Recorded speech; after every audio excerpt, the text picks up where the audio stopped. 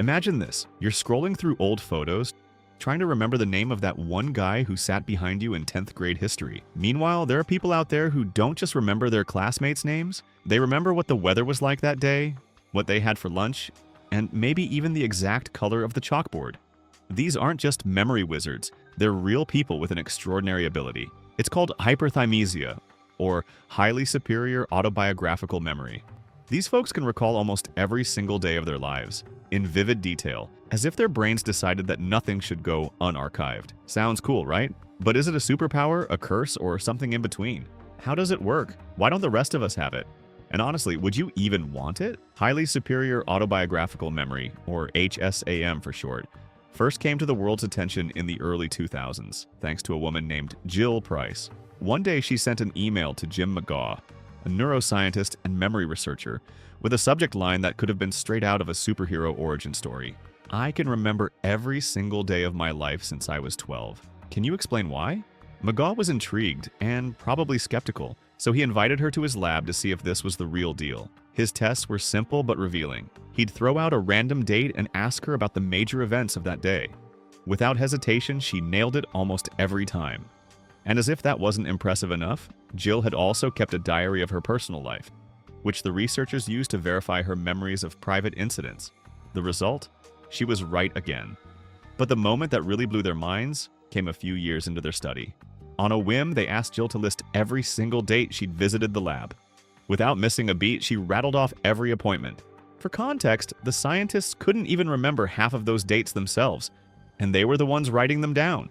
Her uncanny abilities turned her into a media sensation, and soon other people with HSAM started coming forward. One of them, a man named Vasey, even corrected the researchers during a test, casually pointing out that their notes on Michael Phelps's 2008 Olympic win were wrong.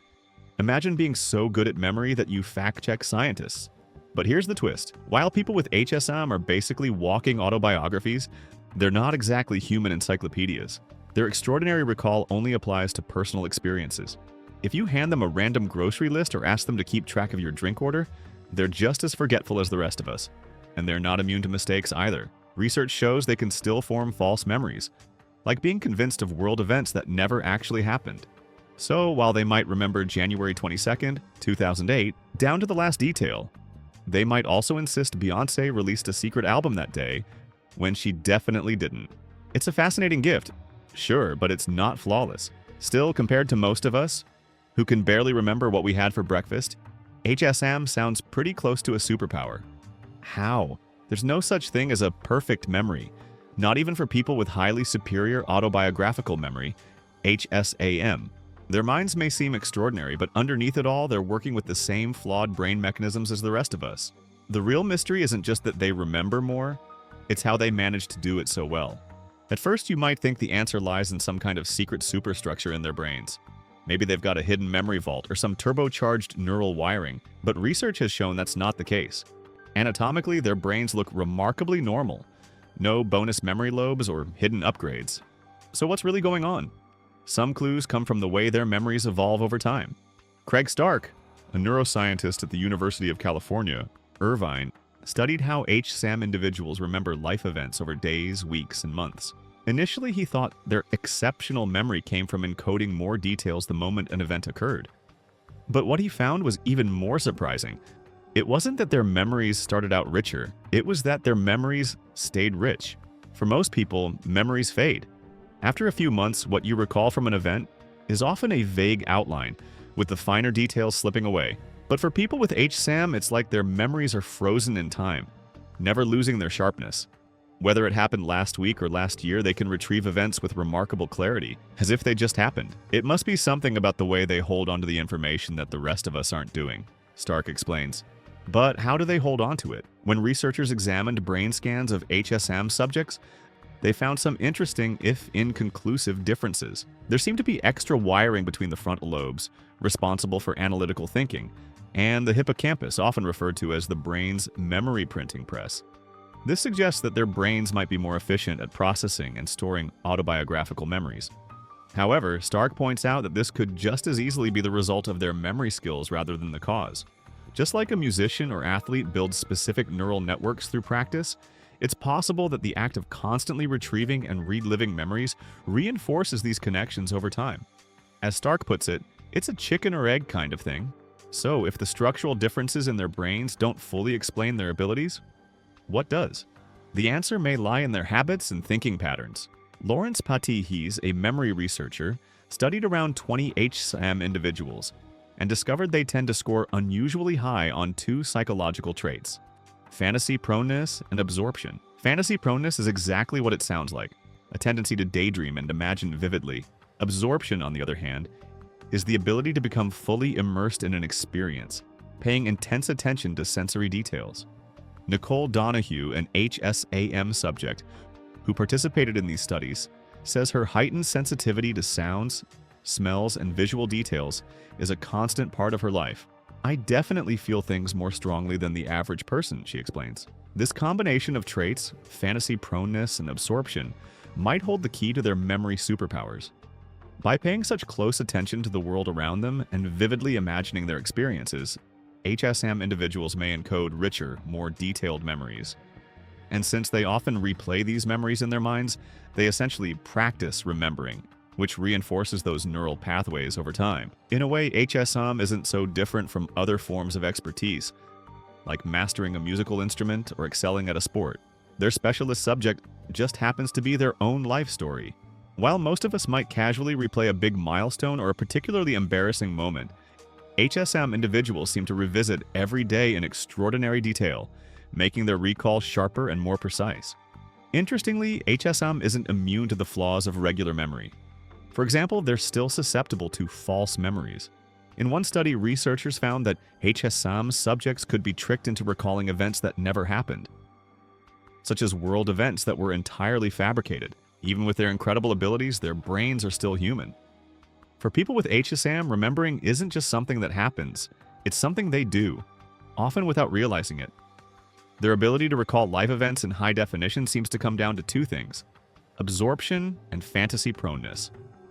Absorption helps them focus deeply on the moment, taking in every detail like a sponge, while fantasy proneness means they revisit those memories repeatedly, like hitting a mental replay button. Think about a big event in your life, your wedding day maybe, or that time you spilled coffee on your boss. Chances are you replayed that moment in your head for weeks afterward. HSAM individuals? They're doing this constantly with everything. The difference is they don't need a major event to trigger the cycle. Every day becomes a mental highlight reel. But why do they replay these memories so obsessively? That's where things get murky. Some researchers suggest a childhood experience might have kickstarted this memory superpower.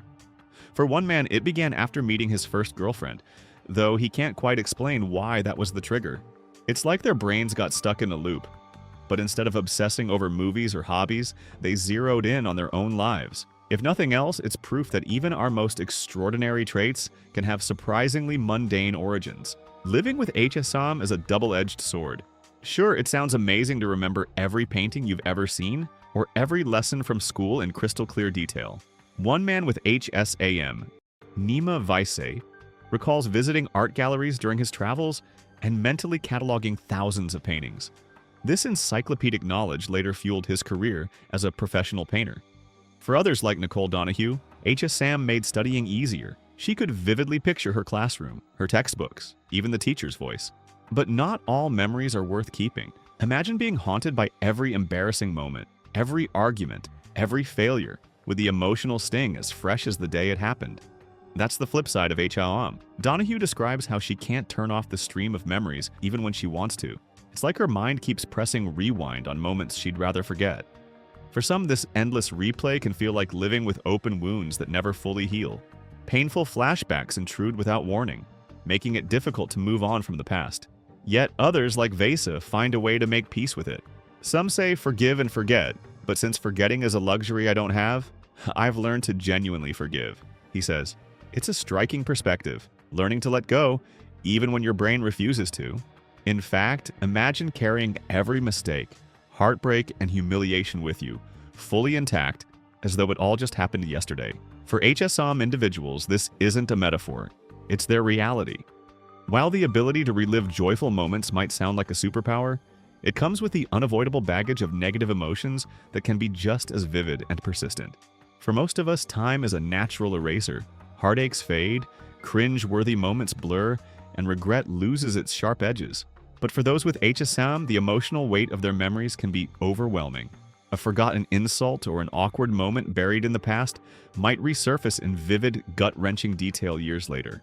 It's as if their memory isn't just a file cabinet, but a living, breathing thing that refuses to let anything go. Nicole Donahue describes it as being unable to close a window that's letting in a cold breeze. You feel the same emotions. It's just as raw, just as fresh, she says. This makes forgiveness, both of others and themselves, an active, conscious effort. For HSAM individuals, letting go isn't just about emotional growth. It's a survival skill. Here's a question worth pondering. Can the rest of us train our brains to work like theirs? Researchers think it might be possible, sort of. Just like regular exercise builds physical strength, mental exercises could improve memory. For instance, one study found that simply replaying an event in your head for a few seconds immediately after it happens can make you more likely to remember it weeks later.